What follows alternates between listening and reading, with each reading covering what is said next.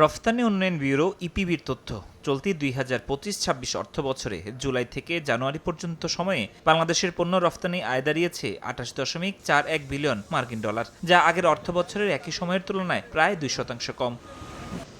মোট রফতানি কমলেও আশার আলো, সচরাচর আলোচনার বাইরে থাকা বেশ কিছু খাতের পণ্যের ঊর্ধ্বমুখী রফতানি প্রবণতা। অর্থবছরের প্রথম ৭ মাসে সবচেয়ে বড় ইতিবাচক চমক এসেছে প্রকৌশল পণ্য থেকে। খাতটির রফতানি বেড়েছে প্রায় ২৬%, আয় হয়েছে ৩৬ কোটি ৯৪ লাখ মার্কিন ডলার, যার মধ্যে রয়েছে বৈদ্যুতিক সরঞ্জাম, কপার ওয়্যার ও যন্ত্রাংশ। একই সঙ্গে বাইসাইকেল রফতানিতেও রেকর্ড প্রবৃদ্ধি হয়েছে। গত বছরের একই সময়ের তুলনায় এই খাতে আয় বেড়েছে ৩১%-এর বেশি। রফতানি হয়েছে ৮ কোটি মার্কিন ডলারেরও বেশি।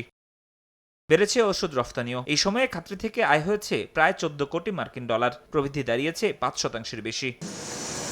ইপিবির তথ্য মতে জাহাজ, চামড়াজাত পণ্য, জুট ইয়ার্ন ও জুট ব্যাগ, ক্র্যাব, চিংড়ি ও জীবন্ত মাছ, এমনকি গুঁড়া মশলা, ফলমূল ও শাকসবজির মতো খাতেও রফতানি বেড়েছে উল্লেখযোগ্য হারে।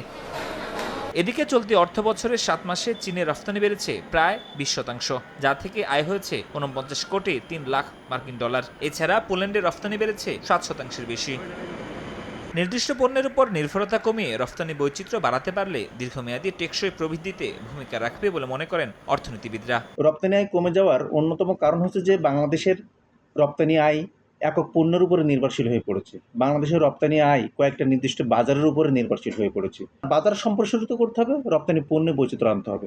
ট্রেডিশনাল যে প্রোডাক্টগুলো আমরা রপ্তানি করে থাকি সেটা থেকে বের হয়ে আসতে হবে। আঞ্চলিকভাবে অনেক পণ্য কিন্তু এখন উৎপাদন করা হচ্ছে, আঞ্চলিকভাবে অনেক পণ্য কিন্তু তৈরি করা হচ্ছে, সেগুলোকে আপনার রপ্তানি ব্যবস্থা করতে হবে। তৈরি পোশাক খাতে সাময়িক চাপ থাকলেও অপ্রচলিত ও নতুন পণ্যের রফতানিতে গতি এলে দেশের বৈদেশিক আয় কাঠামো আরও শক্তিশালী হবে বলে মনে করেন সংশ্লিষ্টরা। ফরহাদ রহমান, সময় সংবাদ, ঢাকা।